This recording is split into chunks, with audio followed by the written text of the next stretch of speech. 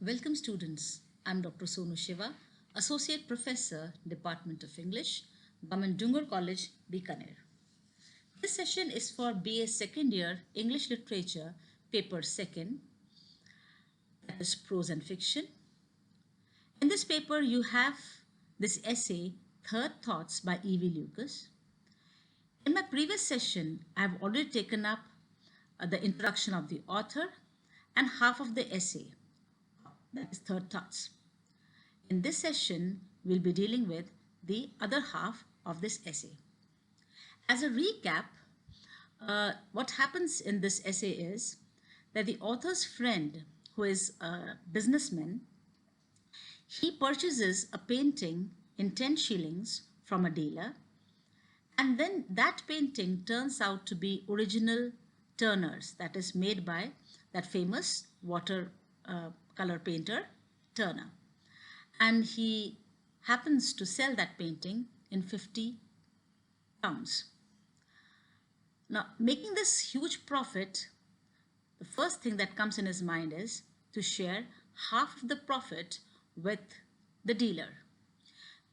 The purpose of this essay, Third Thoughts, is that how this businessman or this friend of author, he bargains with his own soul. Because as human emotion is, when you look at human nature, it is full of greed. As greed seeps in, what happens is that the initial feelings of generosity and the feeling of doing good to others, it slowly fades away.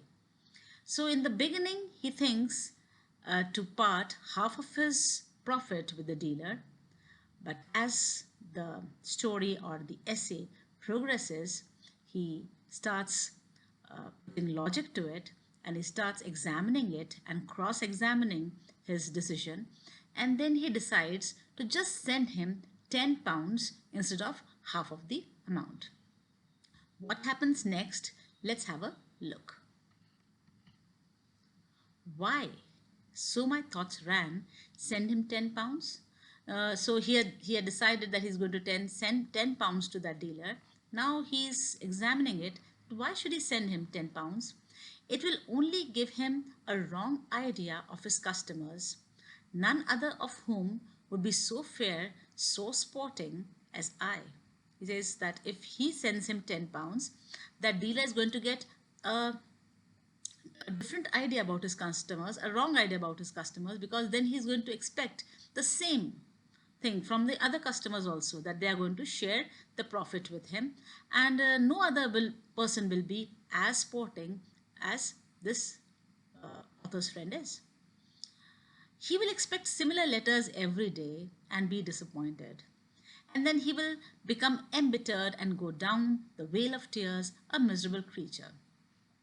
So instead of owning his own greed, or instead of owning that he is so much of a money-minded person, he is trying to give a logic over here that he is not sending him this 10 pounds because then this dealer is going to expect similar letters and similar sharing of money every day, and then he's going to become sad and he's going to cry because nobody is going to be as good as he himself.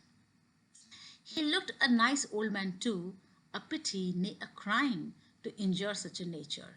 He said that he was such a nice person, and if I send him this money, it would be a crime because then his nature is going to be injured. He's going to expect the similar amount each and every day from the others too.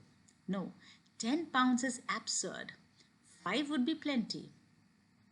Now he again bargains in his own mind, and he thinks that 10 pounds is an absurd amount. This is not right to send him 10 pounds. It's huge. 5 is fine. I'll send him 5 pounds. 10 would put him above himself. 10 is like too much. I should not send this much of money. While I was dressing the next morning, I thought about the dealer again. Why should I? Again, he's starting to cross-examine his decision. So my thoughts ran, directly I had, for the first time in my life, brought off a financial coup. He says, this is the first time when I have been awarded, I've uh, been so successful in this, in getting such a large financial amount in my dealing. Spoil it by giving a large part of the profit away. He says, why should I give this profit away to anyone else? Because this has happened with me for the first time in life. Was not that flying in the face of goddess of business, whoever she may be? Again, he gives a logic that if he shares some amount with the dealer, maybe the goddess of business, whoever she is, she's going to be angry with him, and she's not going to give him again such a financial success. Was it not asking her to disregard me? And if this goddess of business becomes angry, she's going to disregard him. Only a day or so after we had at last got on terms, so in a very humorous manner, he says that it's been just a few days when I have been in good terms with goddess of business, and she has obliged me with this success, with this profit. And if I give this amount, this large amount of my um, profit to anyone else, this is just going to make her angry, and she's going to disregard me. There is no fury like a woman scorned. A woman scorned, an angry woman is the angriest thing, and so he should not make goddess of business angry. It would be probably be the end of me, and if goddess of business becomes angry, it would be just, I'll be finished. It would be end of me as a businessman. He further gives the logic that city magnates are successful probably just because they don't do these foolish impulsive things. So sending this £5 to the dealer appears to him now as foolish and a decision that is impulsive, which is suddenly done with full of feelings. And he thinks that the city magnates, the rich people of the city who earn a lot of profit every day, they are successful because they don't mix this impulse, these feelings with their business. Impulse is the negation of magnetism. If somebody is dealing a business with impulse, with lot of feelings and with lot of immediate actions, then he cannot attract money. That person cannot be rich. If I am to make any kind of figure in this new role of fine art speculator, so my thoughts continued. And just students, with just one deal, he is now thinking of himself as a fine art speculator, that he has been able to recognize a painting by Turner, and that has turned out to be original, and this is his new role, that he can speculate art just by looking at it, that who is the creator. So his thoughts continued. I must control my feelings. He says, I should not be so impulsive. I should not be so full of generosity. I should control my feelings. No, £5 is absurd. £5 is not a right idea to give. A decor of £1 will meet the case. He says, just a tip, a small amount of £1. It is fine. It is a nice financial incentive to that dealer. So just giving a decor of £1 is fine. It will be nothing to me, or at any rate, nothing serious. He says, £1 is just nothing for me, and it's nothing serious thing that I'm giving, but a gift of quail and manna from a clear sky to the dealer. But if I give this £1 to the dealer, it will be just like a gift of quail and manna. Now, quail is just a small brown bird, and manna is a heavenly food. And here he is using this quail and manna just to give that this £1 of gift is going to be just like an unexpected blessing to the dealer from the sky, without, however, doing him any harm. And in this way, just by £1, his nature will also not be spoiled, and I won't do the crime of spoiling him. And this £1 will be ample, it will be sufficient, accompanied by a brief note. I'll just send him a small note, and that he has taken up this profit and he's sharing £1 with him. The note was to the effect, and what he's going to write in that note is that I had sold the drawing at a profit which enabled me to make him a present. And he's going to write this note very modestly, that because he has sold the drawing with the profit, he's giving him just a gift. because it was old and perhaps odd belief of mine that one should do this kind of thing. Good luck should be shared.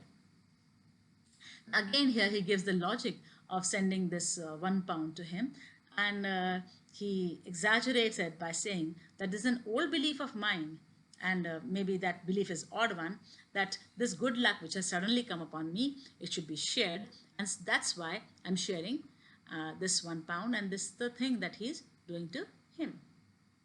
I had the envelope in my pocket containing the note and the check when I reached the club for lunch. And students, you're going to note here that how all these ideas of generosity and all these ideas of beliefs and everything, it just frizzles out uh, with the reality that he faces, and slowly he becomes more and more self-centered, and he gives all sorts of logic without accepting that it is his greed, it is his self-centeredness which is which is not allowing him to part the money with that dealer. Instead of that, he's giving all those other logics that why he's keeping all the money to himself. And that afternoon, when he reaches that club, I played bridge and the game of card so disastrously that I was glad I had not posted it. So he used all that money in playing that game of cards, and he was happy that he did not post that £1 because he used that £1 in playing that game. After all, and here also, he is trying to give all that logic and reasoning to whatever he has done. He says, after all, so my thoughts ran as I destroyed the envelope and the contents. So finally, he destroyed that envelope and he destroyed that contents. Such bargains are all part of a game. Suddenly, that whole deal and whole those talks of generosity and of sharing the fortune, that all comes to this thing, that these bargains, this dealing, are all part of a game. Buying and selling a perfectly straightforward matter between dealer and customer. The way he concludes the whole thing is that buying and selling are very professional things. They're very straightforward things, formal things between a dealer and a customer. The dealer asks as much as he thinks he can extort a dealer whenever he sells anything. He extorts as much money as he can think he can take from the customer, and the customer having paid it, and once the customer, if he has paid that amount to the dealer, is under no obligation whatever to the dealer. So he is not at all under any obligation. Dealer cannot put any obligation on the customer that he has sold something on a very lesser price, because that's a very formal and professional dealing, a matter between dealer and a customer. And here writer gives you the whole philosophy of business, or you can say that they're here, that writer's friend, he's somehow trying to put the logic behind his action, and he says that this way the incident is closed. So through the story, he gives you step by step how his mind changed from sharing half of the profit to £10, and then to £5, and then £1, and that too he does not share, and he destroys the envelope, because finally he comes to this conclusion of business. And we see that in whole of this story, in whole of this incident, how so much of logic and so much of thinking is involved, and he's trying to give more and more wise thoughts to his decisions, and trying to prove that whatever he has done, it is all out of business, and his own self-centeredness and his own greed has nothing to do with it. So this has been very nicely logically stated step by step, but through this incident, we as readers, we come to know that how greed slowly dominates the whole affair, and the person becomes self-centered, and all the feelings of generosity, they just frizzle away. Now, looking at the interpretation of this whole story, the story writer is trying to show that speaking in impulsion is easy. In the beginning, everybody tries to take a very quick feeling-wise decision. It's easy like that, but implementing that in the real situation is difficult, because the moment when that execution part comes, the person starts thinking very professionally, and the person starts thinking practically. In the story, the businessman talks to provide half of the profit to the dealer at the first, but finally, he is not ready to provide even 1 shilling. You come to know that through this whole story, that how it begins from sharing half of the profit, finally coming to not sharing anything. The writer is also trying to show that everybody talks about over generosity, but when their turn comes to implement in real life, they pretend and deny to do what they have said. So the whole story, you find that writer's friend is pretentious, and his denial of not sharing has got all sorts of logics attached to it, and he's trying to prove that whatever he's doing is out of his profession, and this is the way of life, and he is not accepting that it is his greed or it is his self-centeredness that is making him do what he has done. So I think that this essay is clear to all of you. uh, let's do this little bit of brainstorming. This is a selfish world. So, would there be an idealism in the business like to share the profit? Now, you need to think about this thing that in this selfish world, where writer's friend, he is thinking of sharing his profit. Is it too idealistic to do that? Was it possible really to share the profit with that dealer? Would the narrator surely send half of the profit if there had been tickets, the hour hadn't been late? Right in the beginning, you have seen that the writer's friend did not post that envelope to that dealer because it was late night and he did not have tickets. So if he really had tickets at that time and the time was not that late, would the narrator friend have posted that profit to that person? You need to just brainstorm on this. You need to give all sorts of reasons what would have happened if the situation would be this. And here is one question for your assignment. You need to write the answer in about 250 words. Justify the title, Third Thoughts. What does this title, Third Thoughts, means?